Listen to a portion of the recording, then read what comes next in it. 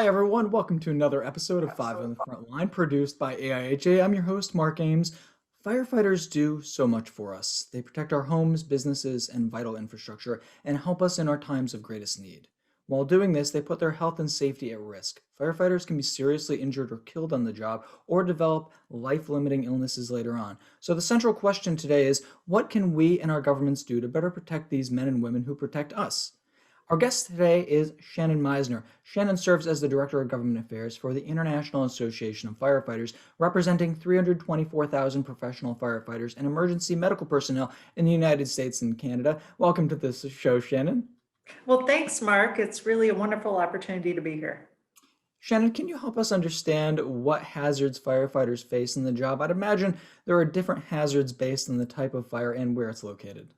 Yeah, I really appreciate the question. And it's interesting that you couch it that way in terms of fire, Mark. I think a lot of people don't realize that a firefighter's job has evolved so much beyond just fighting fires, which of course we do. But we are also the nation's number one responders to emergency medical emergencies in the field. As well as responding to all types of hazards, from hazardous materials incidents to swift water rescue to vehicle accidents and so forth. And so the hazards we face, of course, are physical trauma and stress, but also cardiovascular incidents due to the stress on a firefighter's body, as well as the risk of cancer, which I think a lot of people don't realize. Exposure to toxins on the fire ground, exposure to toxins in our gear and in the foam that we use leads to cancer being the number one cause of line duty deaths of firefighters.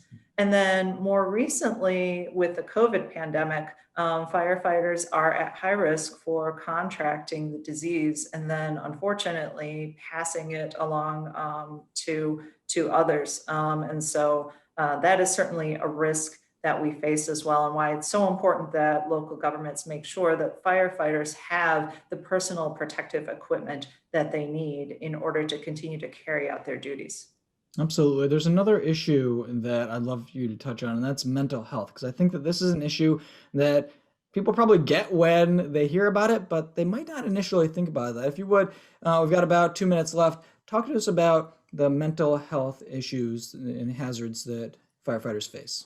That's right, and we were talking about this earlier, Mark. That firefighters, they face so many mental health challenges nowadays. If you think about the exposures that firefighters have day in, day out, exposures to injury, exposures to death. Firefighters are resilient and they're trained to be resilient, but unfortunately, post-traumatic stress, substance abuse, and co-occurring mental health disorders, including suicide, are a real issue in the fire service. We know that up to 1/3 of our members do experience some of these symptoms. And so at the IAFF, we really do focus on making sure that firefighters have the resources that they need to be resilient and to overcome these challenges. And we think that local governments can do a lot to help us out by ensuring local fire departments and organizations like the IAFF have resources to be able to put peer counseling programs, for example, in place to help firefighters be able to identify among their peers who may be struggling and help drive them to the resources that they need. And so we do encourage state and local governments to help make sure that these resources are in place so that firefighters can stay mentally healthy on the job. And you mentioned state and local governments a lot. So is this primarily a state and local issue, the services that governments provide to firefighters, or is there a role for the federal government?